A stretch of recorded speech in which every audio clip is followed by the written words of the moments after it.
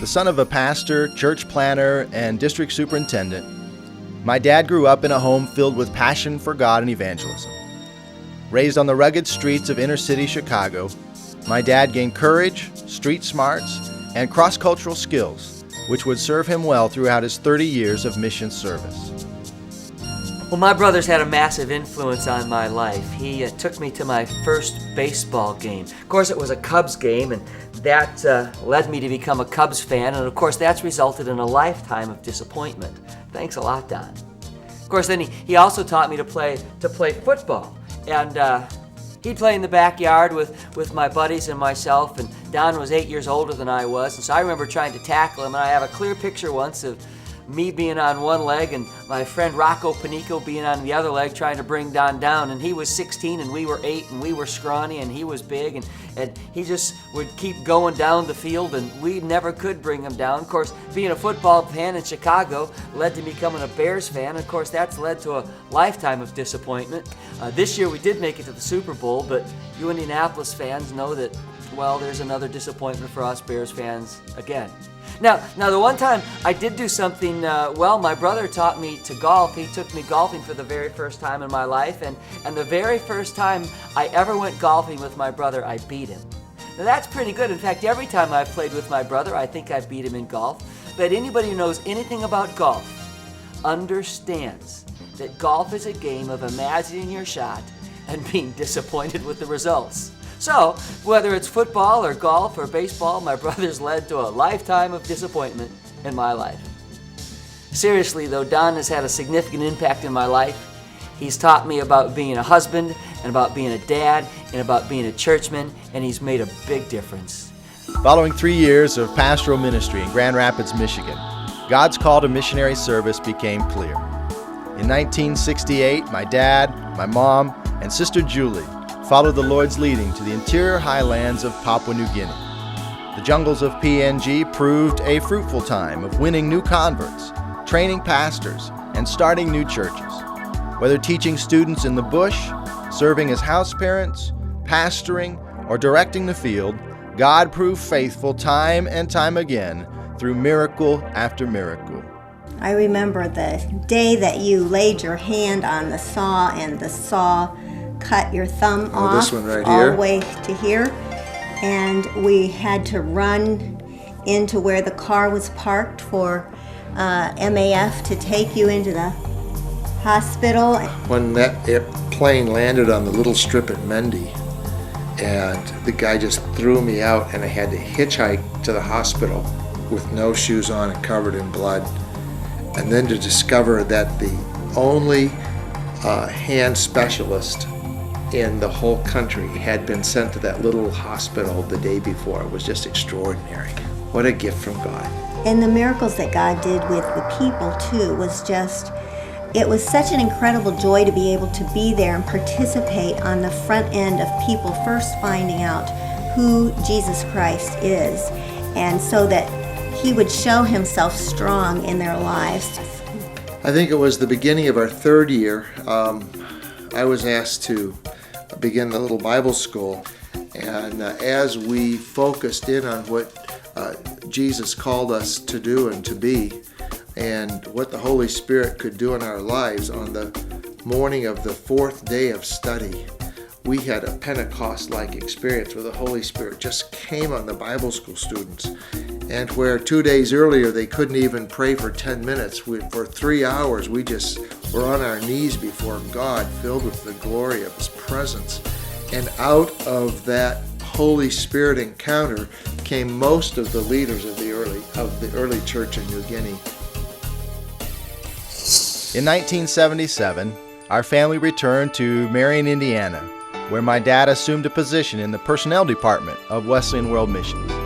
Over the next years, my dad would crisscross North America, recruiting new missionaries and promoting the cause of global ministry. His burning passion for missions influenced many to bravely answer God's call to missionary service. I was pastor of College Church at the time, and Don and Joy became members of the church there. Their commitment and passion for mission has always been contagious, and our church family benefited from their passion for ministry. One of the benefits occurred in my life, in our family's life, when we became acquainted with Yawija from New Guinea, who came to visit, his first visit in America. And that was quite an experience, trying to keep shoes on Yawija. But the most memorable occasion was when Don took him out along the lake south of Marion in Glendale Edition, and Yawija saw a large fish down in the water, and he jumped in, caught it with his bare hands, and pulled it out of the water. My kids thought that was a pretty neat thing. Some of my favorite times growing up with my dad were traveling on road trips with him, and we would go to churches all across the Midwest sharing about missions. And on those rare occasions, he'd let me slide into his lap, and I'd get to steer the steering wheel, and I thought that was great stuff. And then I'd go and I'd listen to him as the main speaker, and I always thought that was tremendous. And as we would drive on those road trips, invariably he would pop in a Zig Ziglar tape because he was big on thinking positively. And it became kind of a joke in our house because that kind of thinking really sunk into him. And so he'd always look at one of us kids and he'd say, "Steve or Julie or Jeff, you're a winner." And we always laughed about that, but we really appreciate the fact that our dad loved us and believed in us, and we had no questions about that. Thanks, Dad. We went to Alabama, and we went to on Ship Island in Mississippi, Biloxi. What do you like about your dad? Is I like his preaching, and I love his singing. In 1984, my dad was promoted to be the Assistant General Secretary of Wesleyan World Missions. Under the leadership of Dr. Wayne Wright, my dad's responsibilities widened and his heart for the world continued to grow.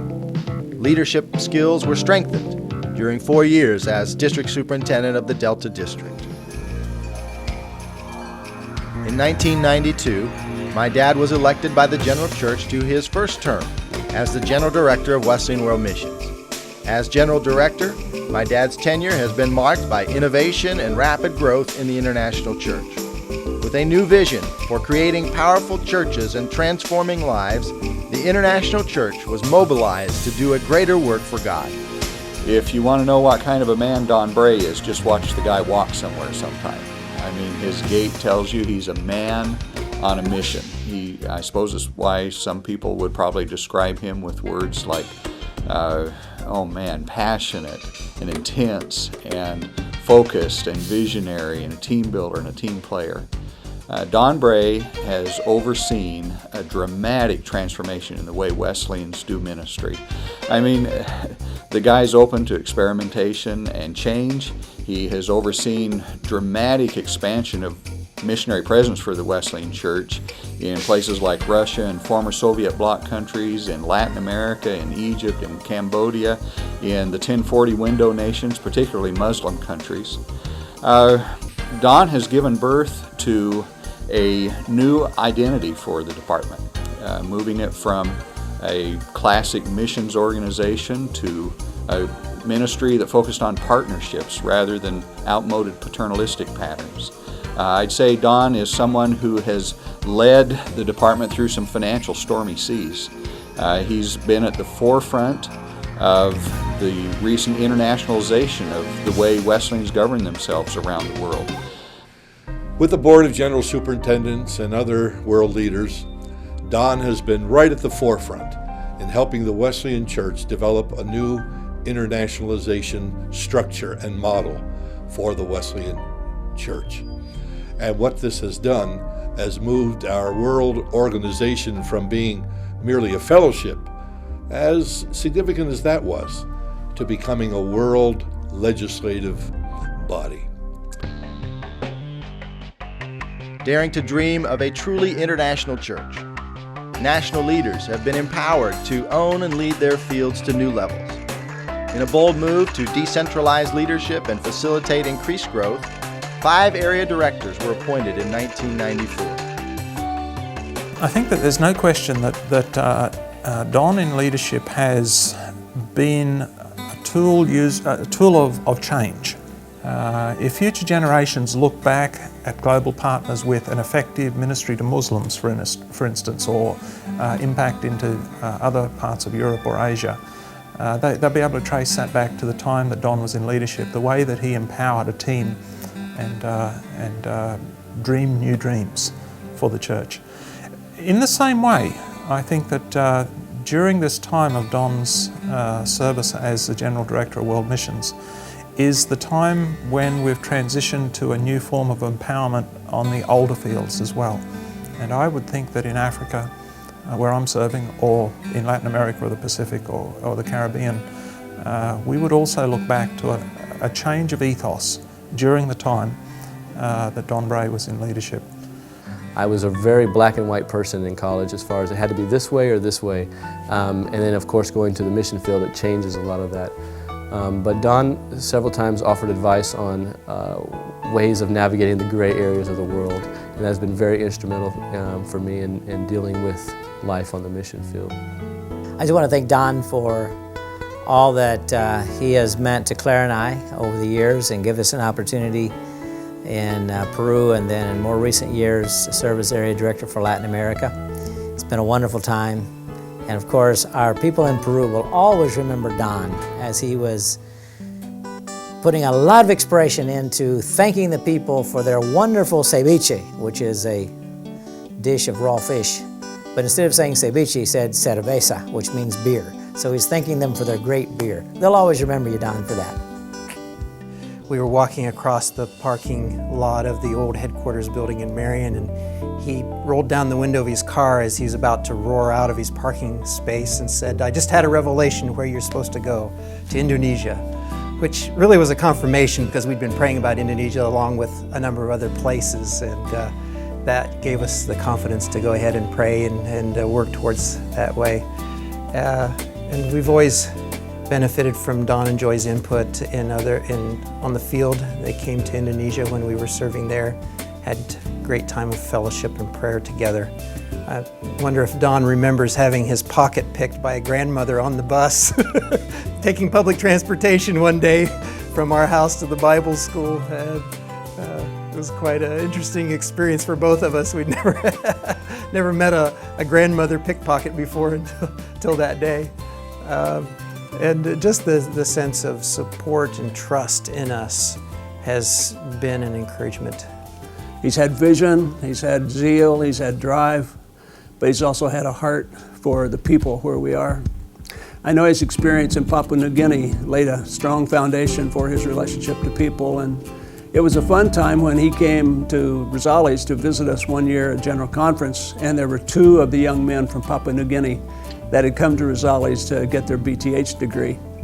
And he came on the campus and they were looking for him to come, and they grabbed him and put their arms around him, and two of these young men.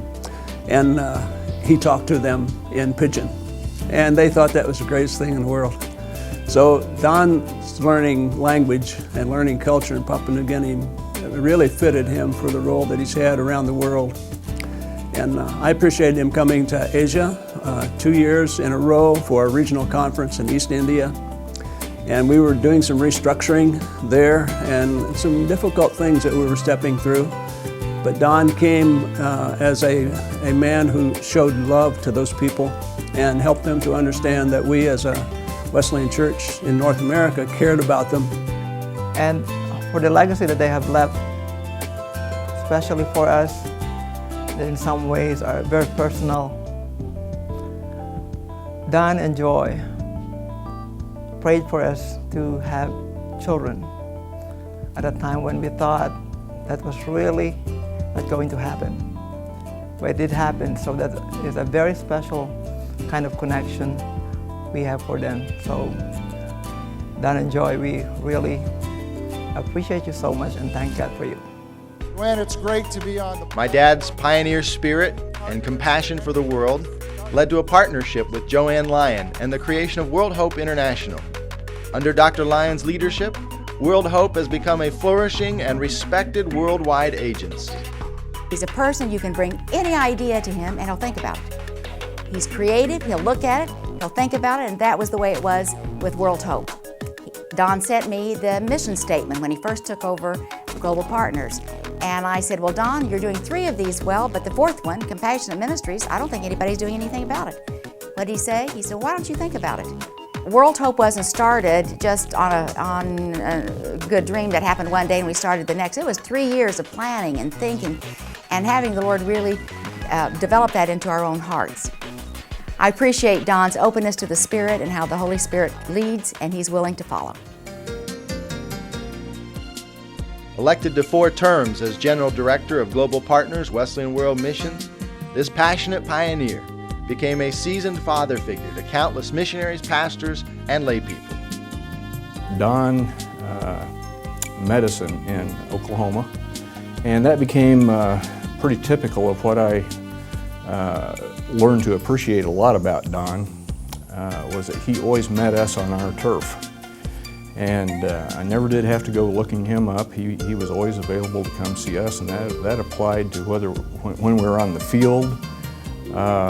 It applied to our personal lives after we came back to the United States.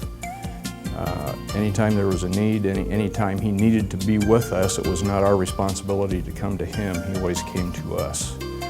There's no better friend that I've ever had. There's no better coach that I've ever worked with, and there's no better mentor than Don Bray.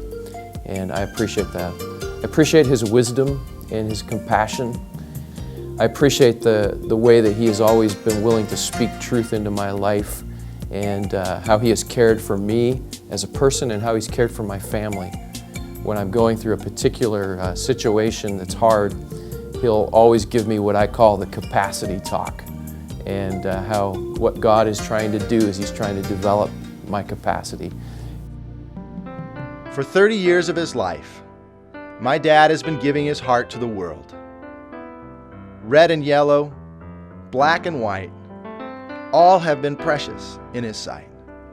Having received his love, they have returned it with smiles, hugs, tears, and increased zeal to do God's work. I believe it can be truly said that the Wesleyan Church expansion in the world today and becoming the global church it is today is due largely to the efforts of this good and gracious, godly man, Don Bray. Thank you, Don, and God bless you as God leads you in your future endeavors. Don Bray, you're a man who is loved by your denomination. Thank you for what you've invested in the Wesleyan Church. And brother, we're going to miss you as you move on now and walk off to a new assignment. God bless you. Glory has been brought to the name and cause of Jesus Christ around the globe. The years have been well spent. Now as he enters this next stage, Don, I just want you to know I'll be watching, and I think I'll be learning from you as well. I would just close off this by letting Don and Joy both know how much I love them, how much I will miss them, the daily interaction, and how much of an impact they've made on my life. I love you guys. I want to thank you for speaking to my life. And I want to thank you for sharing yourself and your wife with the world and with a heart that loves you more than anything else. Because the bottom line that I see in your life is that you want to please Jesus more than anything else, and you have no intention of ever letting anything get in the way of that. That means a lot to me. It gives me the courage to go on, because that is a foundation that I can build on. I know that he's submitted himself to God, and he has allowed God to change him, to transform him, and he loves God passionately and deeply, and his faith is genuine and it's real. Dad, I want you to know that I love you deeply. I'm so proud of you. I can't wait to see what's next in your life. And if I can steal one of your phrases, I'd just like to say, Dad, you're a winner. I love you.